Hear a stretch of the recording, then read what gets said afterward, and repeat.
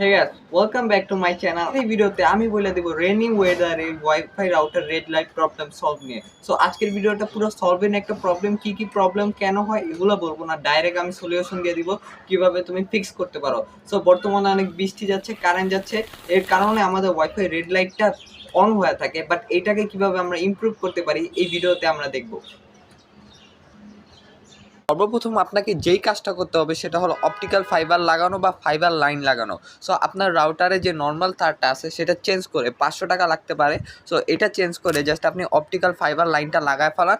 Cause এই তারের ভিতরে যে চাচের তৈরি, এই তারটা কিন্তু নর্মাল রাবারের তার না, এটা একটা চাচের তার, যার ফলে আমাদের যে ন্যাচারাল যেই নেচারের যে ইফেক্টটা আছে, সো আবহাওয়া বলেন, ওয়েদার বলেন, যেটা কি বলেন, ওয়েদার ইফেক্টটা জাস্ট এটার ভিতরে পড়ে না।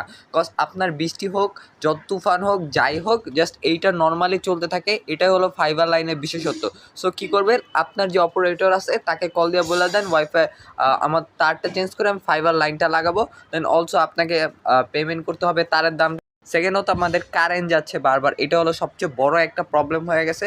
কজ আপনার একটা ফোন যদি বারবার অফ অন করেন তাহলে আপনার ফোন কিন্তু নষ্ট হয়ে যাওয়ার চান্স আছে। তো তেমনই যদি বারবার রাউটার অফ অন করি তাহলে আমাদের রাউটার নষ্ট হয়ে যাওয়ার চান্স আছে। বাট এটাতে তো সলভ করা যায় না। বাট একটাই সলভ আছে, যদি হঠাৎ করে কারেন্ট চলে যায়, এর ফলে যদি আপনার হঠাৎ করে আপনার রেড লাইটটা চলে আসে, তাহলে আপনার